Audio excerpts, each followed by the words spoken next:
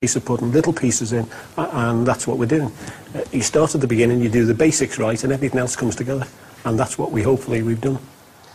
One of the hypotheses would be that it's the parents that have done it, and it goes without saying. That's I looked at, and I'm sure Kate and Jai understand that. We had any evidence that Kate and Jai were involved, that we'd hand it over to the authorities. And did you find anything? No. Nothing.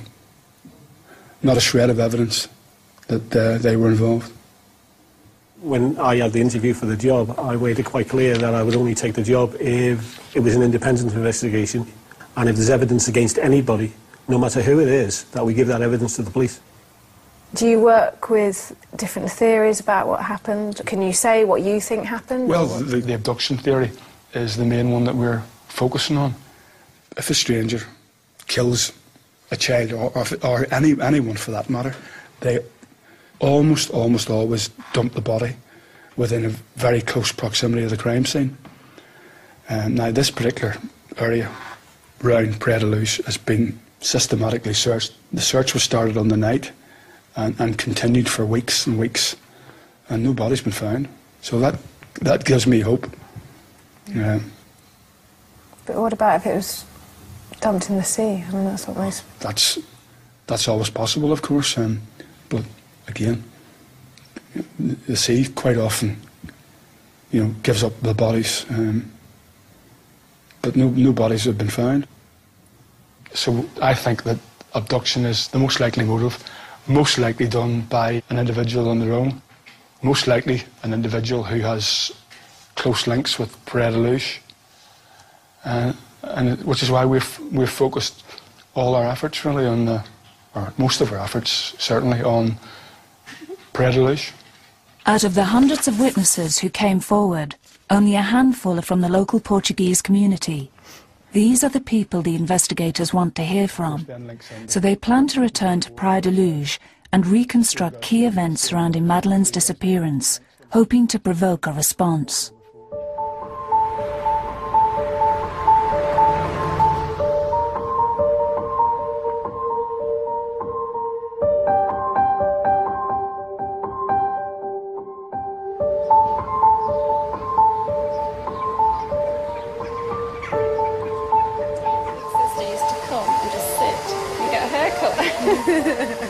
Yay, that's it. Can you look down at your feet? Look down at your feet. It seems hard to believe, but it's actually busier now than it was a year ago. Has the balance changed because you're not working in paid work? I mean, you've worked for most of your adult life. Women do all the cooking and washing anyway, don't they? So that hasn't changed? I don't think so. It's funny because, going back a few years,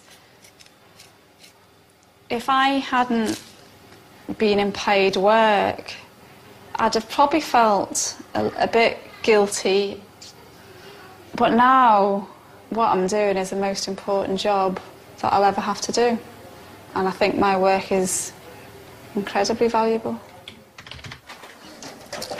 When the Portuguese police shelved the case last summer, they released 30,000 case files. Kate has spent the last 6 months going through every document.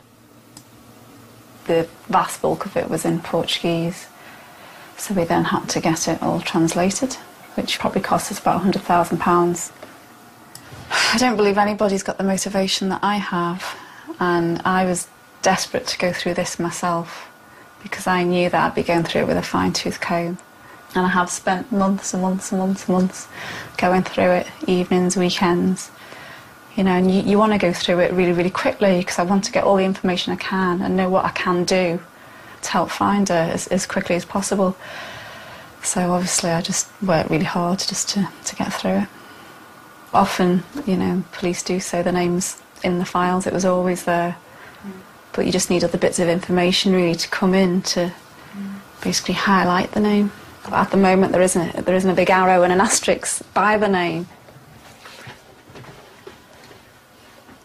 The most likely sighting of Madeleine and her abductor was by Jane Tanner, a friend of the McCanns.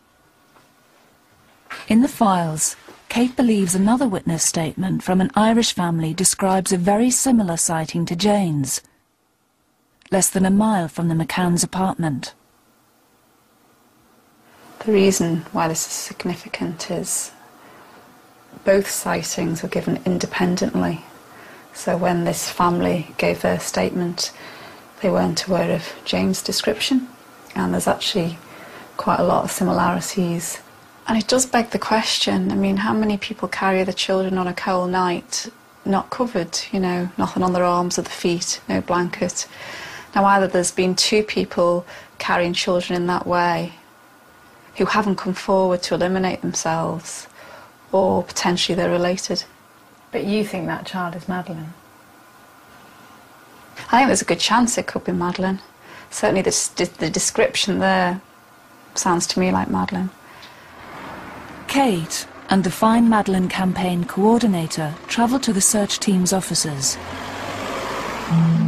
They want to discuss the details of the upcoming reconstructions and 3 potentially key witness statements that all tell of a man hanging around the McCann's apartment in the days leading up to May the 3rd, 2007.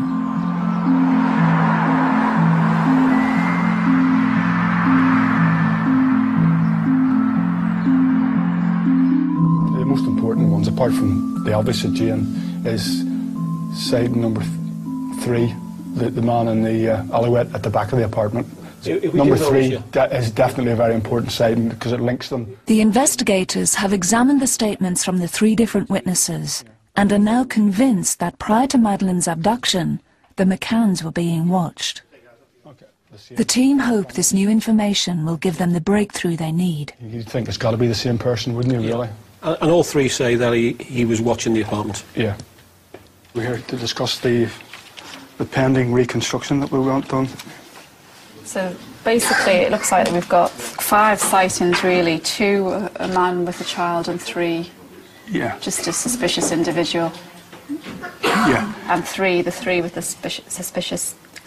suspicious individual kind of tie in together. They all tie in together. All similar time, similar place. Yeah, there's 3 in exactly the same location. I don't know what the Portuguese authorities have done to actually eliminate these people from the inquiry. So we've got to presume that they haven't done it and go with that. So it's just important that we're accurate in what we know and make sure that that's what we're going with. No speculation. It's got to be the facts that we know and not try to fill in the gaps that we don't know. I mean, I'd like to go back, but not for this, to be honest. It's kind of just below the surface. And I just, you know, I'd be scared, I think, to sort of open it up again, really, so, yeah.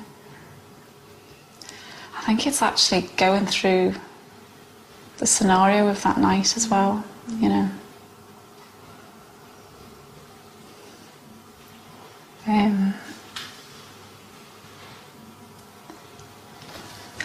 I mean, even what I can remember of the night, seeing Jerry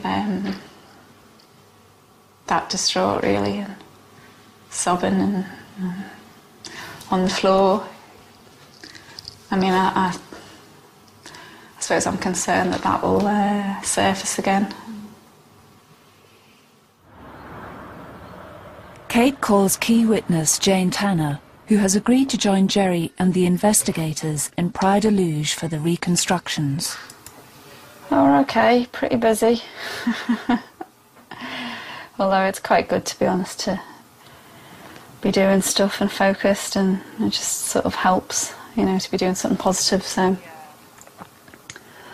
How are you feeling about the weekend? I mean, I'm really nervous and I'm not going. Thank you very much, by the way. No, I know it's a big step, but we appreciate it anyway, so thank you.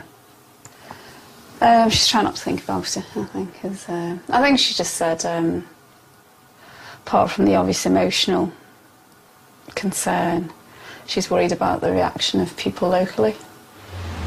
Returning will be controversial. Praia da Luz was a popular family holiday resort. But things haven't been the same since Madeleine's abduction.